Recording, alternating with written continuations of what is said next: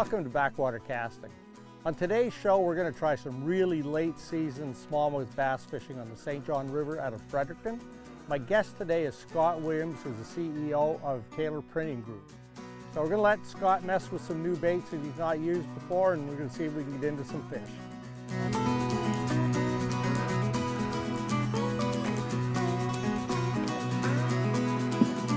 I mean, this time of year, jerkbait is a really good, you know, they're noted for spring and fall fishing. I mean, we used it off and on all summer and caught fish on it, but they're noted for cold water fishing. The trick is the colder the water gets, the longer your pause between sweeps on the rod. While there's no wind, this is a shallow spot, and we're going to give Scott his first jerkbait experience. Just a short little snap there. Yeah, the water's down. Told you I didn't want to be the guy to get the first fish. I can't see into the, he's just a little guy. 1.5 pound or 2 pounder. Yeah. So if you're going to flip them, leave about 4 feet of line or so before you flip them so it doesn't break the rod tip. He's not the killer we were looking for, but man, you got the first one to start the day, and that's your first jerkbait fish. That is a Jackall Squad minnow jerkbait. Okay. Well, it was nice that Rick let me catch the first one there. Rick let me. I saw that he had a couple on, but he was able to jerk them off. He's that good. And waited until I get that first one in. It's awful nice of him. So the thing with the drop shot is the weight's under the bait, and we want the sinker sitting on the bottom with the line tight so the bait's off the bottom, and they'll come up and hit it. So just to get a feel for what it's like, we'll just make a couple of casts and walk it back down the break.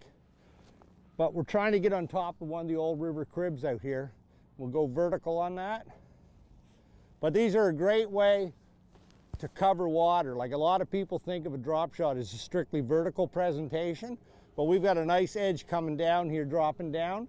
You can throw that drop shot way up in there and walk it all the way down those depth changes coming down. So they're a great search bait. Interesting though, he was inside again. Yeah. Nobody with him. Nice. He's actually a decent. Yeah. Actually, I'm sorry I was making fun of you, because when he swirled, I thought he was. I thought he actually. I thought he was a 10-incher. Yeah. That's actually a respectable little fish. So what I threw right back in where you were. Sometimes they are schooled up, this time of year especially. Actually, he's a little better than the last guy. There you go, bud. We're not getting skunked. That was a little heavier than the last guy.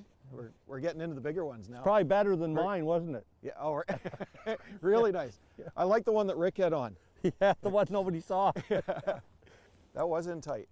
Do you see where that hit, Rick? Yeah, it was inside quite a bit. I did toss right back in there too in case there was more than one, but doesn't seem to be the case. Well, Scott, why don't you tell us a little bit about Taylor Printing and some of the things that you're doing? So Taylor Printing started 15 years ago in April.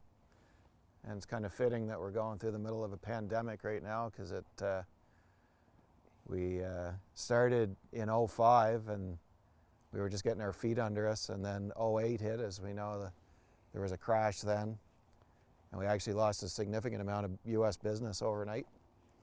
So we weathered that, and we continued to grow over the years with great support in Atlantic Canada. And just acquired a company in Halifax just prior to Christmas, and the pandemic hit in March. So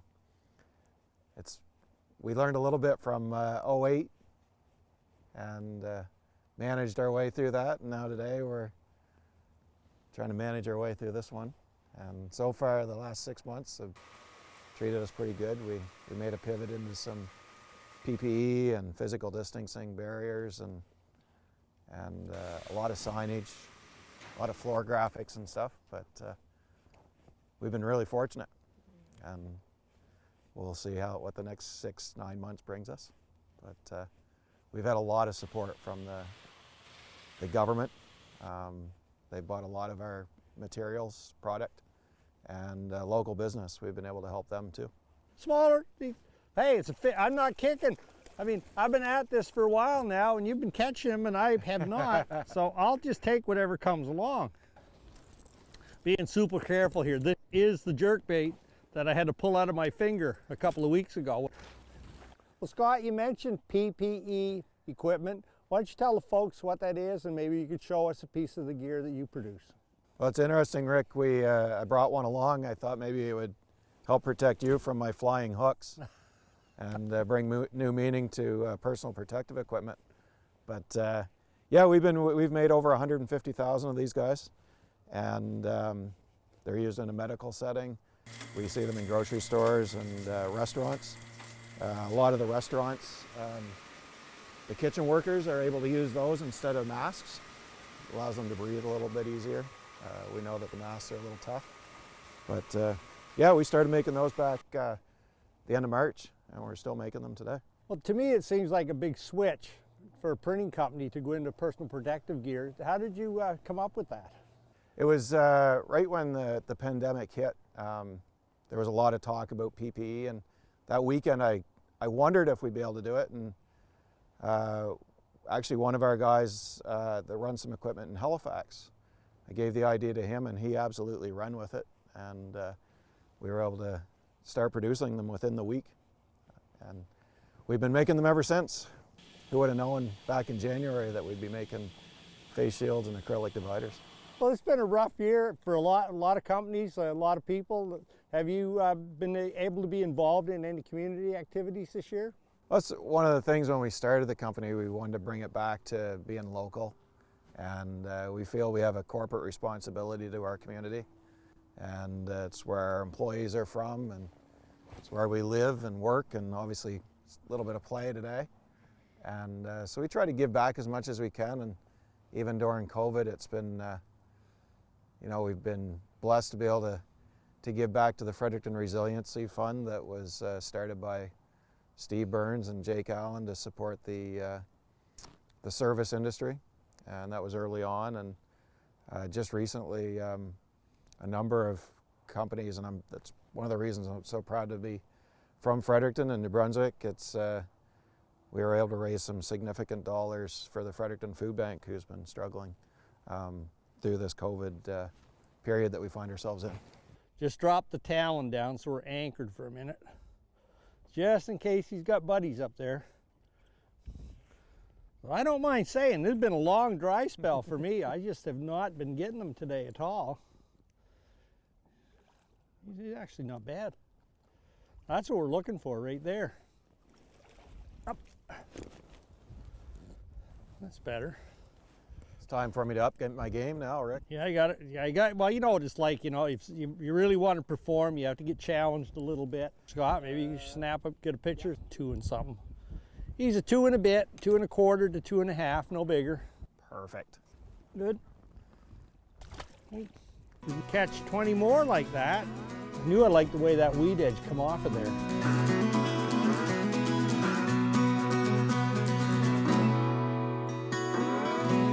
Welcome back to Backwater Casting. Well, the fishing is a lot tougher than we expected today, but Scott and I are not done with this yet. And when we wrap it up, we'll give you a little tip on what to do with your motor when you take it out to the end of the year in that last trip.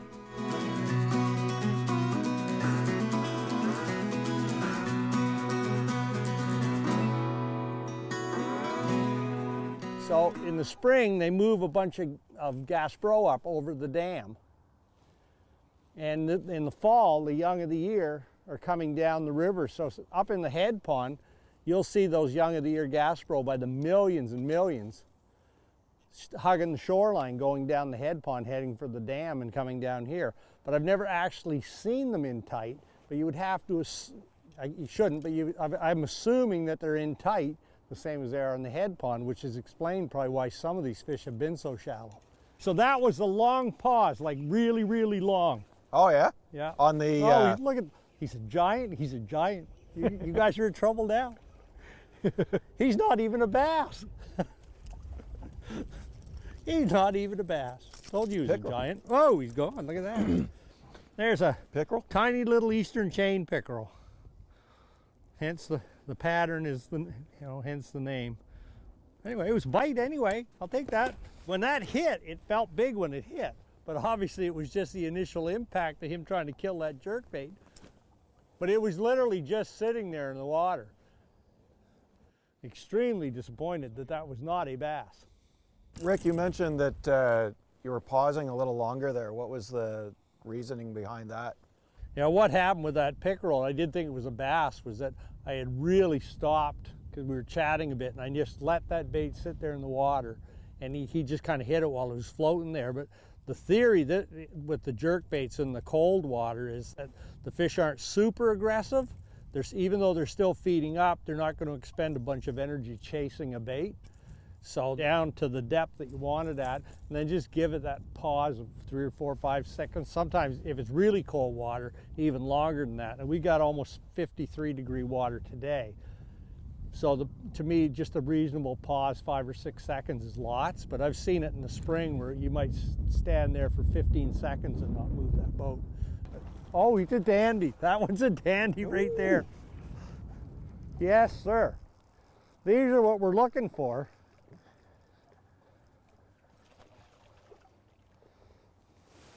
Go to the outside, Scott. That's not deep all the way out there. I just go up and out. Oh yeah? Yep. Yes, sir. That's what we've been looking for all day. Oh, there's a nice fish. Yep. Jack all rearranged. Yeah, boys, maybe, yep. Oh. That is not the same fish. This is bigger than the one I saw. That's picture worthy there. I would, yeah, please. So what happened there is we just got into this spot. Scott was throwing in towards the weed edge and I was throwing out, and I saw a fish come up under the boat. And I hit the town and put the anchor down and made a few casts. And this looks bigger than the one I saw. 3 pounds, 3 and a bit. He's tournament grade for sure. Perfect. Tournament grade for sure. There's not one tournament ever I would be unhappy with 5 of those guys. So now the real weapon comes out. We're going to the jerk bait. So even though we're throwing out, we're probably only in 7 feet of water. Oh, okay. What's your pause on that? Are you giving it? Just let it sit for a minute, because it's still, even though I let it pause, it's still going because we got current. Right. We have an outgoing tide right now, plus the normal river current as well. So even though we're pausing, it is still moving. I am not complaining, even though he's a peanut. Take him. Any sign of life is much appreciated. So somebody has caught him before, because he got a little mark in the corner of his mouth, a little mark on him from a hook before. Like I say, I'm not seeing a lot, so we'll take whatever comes along.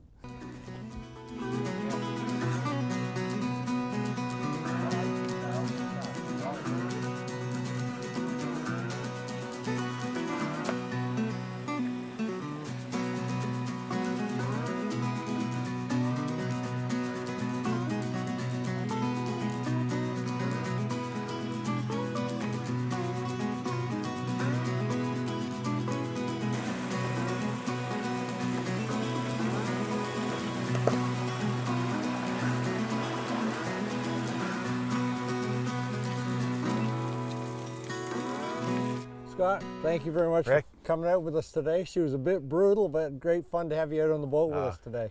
I really appreciate it. A lot of fun on the water. I love it out on the water. And beautiful day. yeah, gorgeous day for the end of the year. And no, I really appreciate your time. Yeah, and appreciate you coming. It's just been nice if the sun had stayed with us. But anyway, it was fun. It's late fall fishing. It's tough on the river. I don't think we had 8, 9 bites all day. So I mean, she was a tough bite, but we got a few and had a nice time and didn't get cold. Everybody dressed up, lots of clothes on. So anyway, it was a lot of fun filming today. Hope you enjoy the show.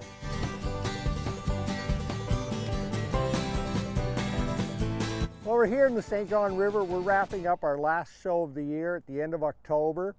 Very cold out, chilly day today. And I just wanted to give you a little tip that might save you some money. When you come out of the water, especially this time of year, we've got sub-zero temperatures at night, trim your motor all the way back down while you're still at the ramp. And what it'll do, that'll drain all of the water out of your water lines in the boat, all around your water pump and your impeller and all the lines in there.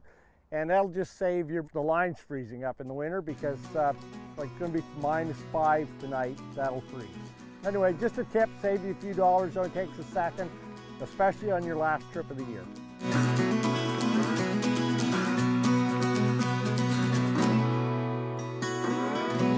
Welcome back to Backwater Casting.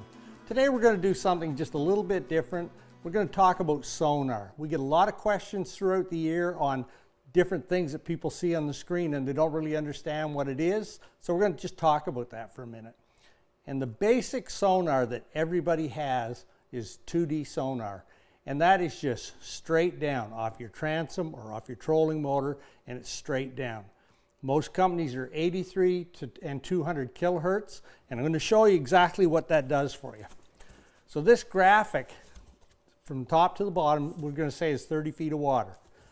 So the two inside lines are the 200 kilohertz beam, and in 30 feet of water, they give you a circle on the bottom that they cover, which is 10 feet. So it's 1/3 of the depth.